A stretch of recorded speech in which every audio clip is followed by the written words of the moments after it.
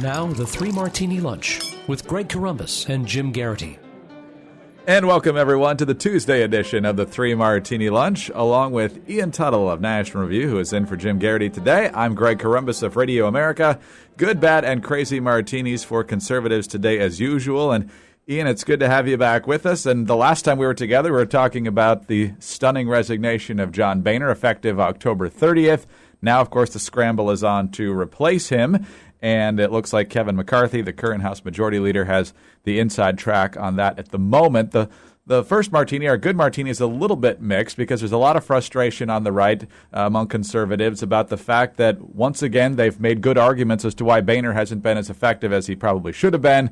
Yet when the time comes to actually replace him, there doesn't seem to be a consensus conservative option to go up against Kevin McCarthy, although from what we're hearing from most conservatives, I think they have a more positive view of McCarthy than they do of Boehner. The good news, though, is that there seems to be a pretty aggressive fight among conservatives to get a rock-ribbed conservative in as majority leader.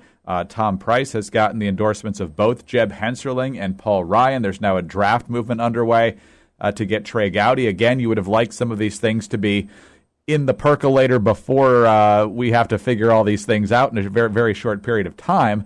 But at least we're getting some names out there, and if some of these strong conservatives are put in a position of authority, things could look a lot different, and conservatives could be a lot happier.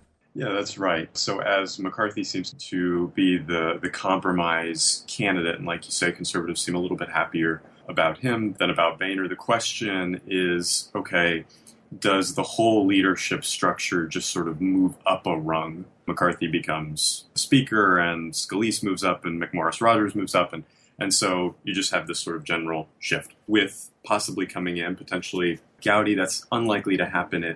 Kathy McMorris-Rodgers, who said that she's not going to run for the majority leader position. She's going to stay as chair of the conference. So this also makes things a little bit more difficult for Scalise, the current number 3 guy, to move into the number 2 position.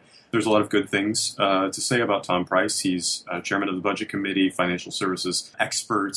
He's 90% rating from the NRA, 90% rating from pro-life groups. He's very, very strong on the vast majority of issues, and especially when it comes to spending, taxes, these sorts of things. He'd be a good, intelligent, well-informed guy to have in leadership to sort of play with the pieces. There's, like you said, a draft movement for Gowdy. He would be certainly a good person in leadership. I don't have any sort of doubts about that. My question is whether he is better left as an investigator, sort of doing the dogged yeoman's work that he's been doing as head of the Special Committee on Benghazi and these sorts of things.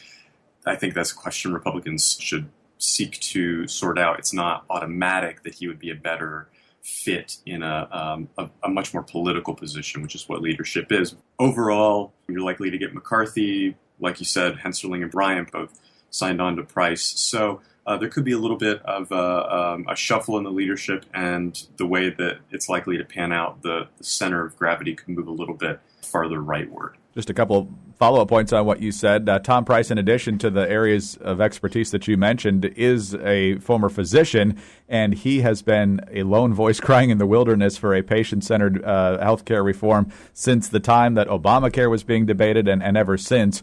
And it hasn't gotten a lot of attention, certainly from the media, which always contends that Republicans don't have a plan. And right. Also, even from, quite frankly, his own leadership, it never really got much traction. And so if he were to be the majority leader, he could certainly bring a lot more attention, a lot more light to a meaningful and beefy reform rather than just being against what's currently on the books. That's a good point. As far as Scalise, it's interesting. I don't know that you would necessarily qualify his time as whip as a success. He never really seemed to get the pulse on a lot of key votes on the conservatives, and a lot of scheduled votes ended up being scrapped at the last second as a result of suddenly votes not being there that the leadership thought was there. So I don't know if that's a recipe for him having a different job in leadership or disqualifying, but he had kind of a rough road over the last few months as the definitely. whip.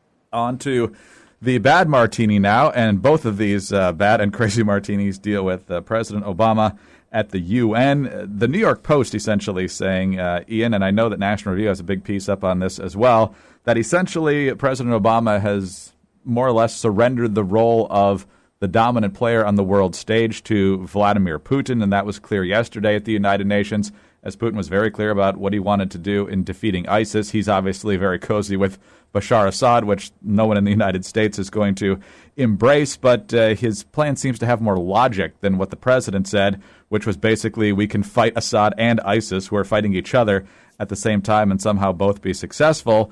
The New York Post says, if Obama has any realistic Syria plan of his own beyond having Assad magically transitioned out of the country and simultaneously fighting ISIS, he failed to present it during his UN speech or any other time. Instead, he scolded and isolated Putin for using force to annex Crimea and other parts of Ukraine. Then again, imagine if Obama's eloquence were backed up by, say, American-led NATO. Would Putin so easily be able to eat up Ukraine and take over Syria? Not likely. And then even more scathingly, ripping Obama for basically sounding like a 1950s politician and celebrating the United Nations as a place where problems are actually resolved, and talking about where it's no longer basically cool, Ian, to use might to solve problems, but to be on the right side of history at the UN is where it's at. Yeah, exactly. This is sort of Obama's global mentality, is sort of transnational geopolitical utopia that we saw even when he was campaigning the first time. I'm a citizen of the world, these sorts of things, this idea that all can be resolved by all of us sitting down and having a beer. Of course, it's not true, and Vladimir Putin understands that. The situation in the reality on the ground in Syria has really gone underreported for a while, until I'd say the last 2 weeks or so, when, behold, here Russia has a huge stake in what's going on. Russia has been training thousands and thousands of troops. It's been supplying arms. It's been basically working to save Assad, or whatever the next regime might be, as a puppet regime for Russia. And of course, the relationship between Syria and Iran, both as Shia nations as compared to the largely Sunni Arab nations like Saudi Arabia and the rest in the Middle East, would ideally sort of consolidate these Shia nations under the Russian umbrella. What that means, of course, is that the surrounding nations' influence is going to be significantly diminished, and everything is going to sort of channel back toward Russia. The article you referenced in National Review was the current issue on newsstands, and we just released it on the website today by Hudson Institute scholar Arthur Herman, where he basically argues that what Putin is doing in Syria is effectively what Hitler was doing in Civil War Spain from 1936 to 1939, sort of testing, wargaming a little bit, sort of behind the scenes developing regional hegemony. And I think he makes a fairly persuasive case that Putin is doing this very effectively, and the results are going to be disastrous in the long term. But the simple fact is, the Obama administration has no plan to deal with this. They don't want to deal with this. And Arthur makes the case that, in fact, the United States, at least the Obama administration, is a little relieved about this. It sort of takes the pressure off. You see Josh Earnest saying last week that we would welcome Russia to helping us solve this Islamic State problem. Of course you would, because you don't have any plans to deal with it yourself. But of course, Vladimir Putin has no intention to make this a sort of bilateral and multilateral coalition. He plans to make sure that the door doesn't hit the United States on the way out. I think that's the way a lot of people are reading it, and certainly the contrast between the two of them is a study that will probably go on for decades, in their style and their aggressiveness and all sorts of other things. But we stay with the president of the United Nations for our crazy martini. This is an issue that got a lot of attention yesterday in the president's speech to the opening of the General Assembly. He was talking about, I believe, how the Iran deal gave Iran an opportunity to become a responsible member of the community of nations. But here's what he actually said. That path is now available to a nation like Iran, which, as of this moment, continues to deploy violent proxies to advance its interests. These efforts may appear to give Iran leverage in disputes with neighbors, but they fuel sectarian conflict that endangers the entire region and isolates Iran from the promise of trade and commerce. The Iranian people have a proud history and are filled with extraordinary potential. But chanting death to America does not create jobs or make Iran more secure. Pretty sure job creation is not the number one goal of the mullahs when it comes to trying to destroy Israel and the United States. That might be a slightly higher priority, and it's interesting that he talks about not creating jobs and so forth. They got lots of billions and more dollars thanks to this deal, so he just made a pretty strong argument against what he just did. Yeah, exactly. So there are a couple of things. One is I think that this is Obama trying to respond to sort of obliquely to criticisms of the plan, right? That as he's doing this plan, the mullahs are whipping up crowds to chant death to America. And that doesn't look good if you're the head of the United States negotiating with these same leaders. So here's a way to sort of say, oh, isn't this bad? Why are you doing that? Of course, just as you say, he goes into, his professor-in-chief mode and scolds Iran for somehow not knowing what's in its own best interest.